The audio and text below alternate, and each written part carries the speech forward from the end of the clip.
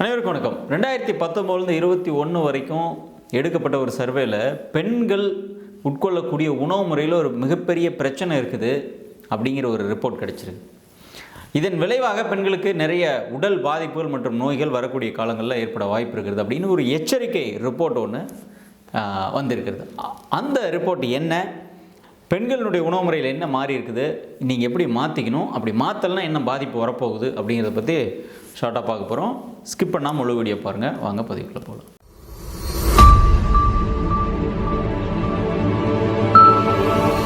ரெண்டாயிரத்தி 19 வரைக்கும் உள்ள காலகட்டங்களில் தமிழ்நாட்டு பெண்கள் காய்கறிகள் சாப்பிட்றத மிக மிக குறைவாக இருக்கிறது. உதாரணத்துக்கு 40% மேலே கம்மியாக இருக்குது அப்படின்னு சொல்லி ஒரு சர்வே சொல்லுது. அதாவது 2019க்கு முன்னாடி வரைக்கும் கிட்டத்தட்ட 59.6% பெண்கள் காய்கறிகளை அதிகமாக உட்கொண்டுட்டு வந்திருக்கிறாங்க.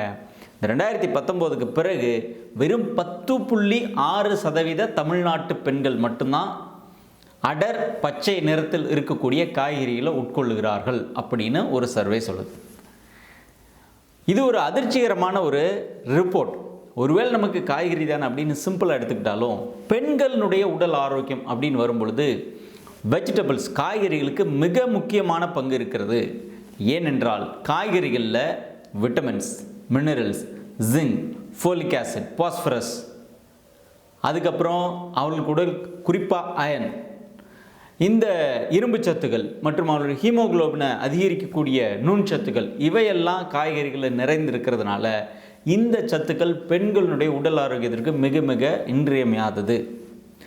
இந்த மாதிரி கடந்த சில ஆண்டுகளாக பெண்கள், குறிப்பாக தமிழ்நாட்டு பெண்கள், ஓவரால் இந்தியாவில் எடுக்கப்பட்ட சர்வேல தமிழ்நாட்டு பெண்கள் தான் இந்த இவ்வளோ அதிகமாக காய்கறி சாப்பிட்றத குறைச்சிருக்கிறாங்க அப்படின்னு தான் அந்த சர்வே சொல்லுது. ஏறத்தாழ 50.6 59.6 10.6% குறைஞ்சிருக்கு. அப்படின்னா ஏறத்தாழ 40% மேலே பெண்கள் காய்கறி சாப்பிட்றத குறைச்சிட்டாங்க அல்லது விட்டுட்டாங்க அப்படின்னு சொல்லி சர்வே சொல்லுது. இதற்கான விளைவு என்னவா இருக்குது அப்படின்னா, வரக்கூடிய காலங்களில் இது தொடருமானால் குறிப்பாக பெண்கள் மாதவிடாய் கோளாறுகள், ஏன்னா இந்த நுண் சத்துக்களெல்லாம் இல்லை, ஹீமோகுளோபின் கம்மியாகுது அல்லது ஃபோலிக் ஆசிட் கம்மியாகுது அப்படின்னா மாதவிடாய் கோளாறு வரத்துக்கு வாய்ப்பு இருக்குது. அதே மாதிரி கர்ப்பப்பை கட்டிகள், மாதவிடாய் சரியாக நிகழலை அப்படின்னா கர்ப்பப்பை கட்டிகள் வர வாய்ப்பு இருக்குது. குழந்தை பேரில் பிரச்சனை வர வாய்ப்பு இருக்குது. ஜென்ரல் ஹெல்த் பாதிக்கிறதுக்கு வாய்ப்பு இருக்குது. போன் ஹெல்த் பாதிக்கிறதுக்கு வாய்ப்பு இருக்குது. எனவே இதை பை எக்ஸ்பீரியன்ஸாக ப்ராக்டிக்கலாக பார்த்தோம் அப்படின்னாலும் ரீசன்ட் டேஸில் மொத்தமாகவே காய்கறிகள் சாப்பிட்ற ஆட்கள் கம்மியாயிட்டு வராங்க அப்படின்னு நம்மளால் நேரடியாக பார்க்க முடியுது. காரணம் என்ன அப்படின்னா, நிறைய குறிப்பாக பெண் குழந்தைகள் பார்த்துருக்குறோம். டீனேஜில் இருக்கிற குழந்தை ஆட்களை பார்க்கும் பொழுது எங்கள் பொண்ணு காய்கறியே சாப்பிட மாட்டாங்க, காய்கறினாலே ஒதுக்கி ஓரமாக வச்சுருவாங்க, எந்த காயுமே சாப்பிட மாட்டுறாங்க, அல்லது எப்பயாவது கேரட் சாப்பிடுவாங்க, வேறு எந்த பச்சை நிறத்தில் இருக்கக்கூடிய நாட்டு காய்கறிகளே சாப்பிட மாட்டுறாங்க அப்படின்னு சொல்லக்கூடிய தாய்மார்களை நிறைய பார்க்குறோம் நம்ம. எனவே இதனுடைய விளைவு உடல் ஆரோக்கியம் பாதிக்கும். குறிப்பாக அனீமியா அப்படிங்கிற ரத்த சோகை நோய் வரத்துக்கு நிறைய வாய்ப்புகள் இருக்குது அப்படின்னு சொல்லி NFHS எச்சரிக்கிறாங்க. எனவே இந்த பதிவில் நீங்கள் பார்த்துட்ருக்கிறீங்க அப்படின்னா உங்கள் வீட்டு பெண்கள் அல்லது குழந்தைகளுக்கு தயவுசெய்து அடர் பச்சை நிறத்தில் இருக்கக்கூடிய 5 காய்கறிகளை தவறாமல் டெய்லி உணவில் கொடுத்துக்கிட்டே இருக்கும். குறிப்பாக பீர்க்கங்காய், சுரைக்காய், பாகற்காய், வெண்டைக்காய், வெண்பூசணி, பீன்ஸ், இதெல்லாம் அடர் பச்சை தோல் இருக்கக்கூடிய காய்கறிகள். மீதி மற்ற காய்கறிகளும் கொடுக்கலாம். ஆனால் இந்த அடர் பச்சை நிற காய்கறிகளில் கரோட்டின் அப்படிங்கிற ஒரு நிறமி இருக்கிறதுனால நம்மளுடைய உடல் ஆரோக்கியத்துக்கு அவை ரொம்ப முக்கியமானது. தோல் ஆரோக்கியத்திற்கு, முடிக்கு முக்கியமான ஒரு சத்தாக இருக்கிறது. எனவே காய்கறிகள் சாப்பிட்றத குழந்தைகளுக்கு சின்ன வயசுலேருந்தே சாப்பாடு சாப்பிட பழகின்ற வயசில், ஒரு வயசுலேருந்தே குழந்தைகளுக்கு காய்கறிகளை கொடுங்க. அப்போ குழந்தையிலே அவங்க காய்கறிகளோட டேஸ்ட் அவங்க ரசிச்சுட்டாங்க அப்படின்னா, மூளையில் அது பதிஞ்சிச்சுன்னா, பெரிய பிள்ளைங்க ஆகும்பொழுது அவங்களுக்கு நீங்கள் என்னதான் வேறு அசைவ உணவுகள் கொடுத்தா கூட காய்கறிகள் மீது அவர்களுக்கு இருக்கக்கூடிய நாட்டம் குறையாமல் இருக்கும்.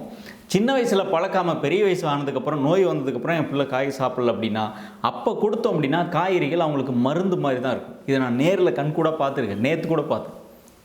ஒரு பாப்பாவுக்கு அட்வைஸ் பண்ணணும், காய் சாப்பிட்ணும், அப்படி இல்லைன்னா அனிமிக்கி ஆகும் அப்படின்னு சொல்லி. உடல் பருமன் வந்துடும். காய்கறி சாப்பிடாதவங்களுக்கு அந்த காய்கறி எடுக்கின்ற இடத்த பசிக்கும் பொழுது சாப்பாடே எடுக்கும்.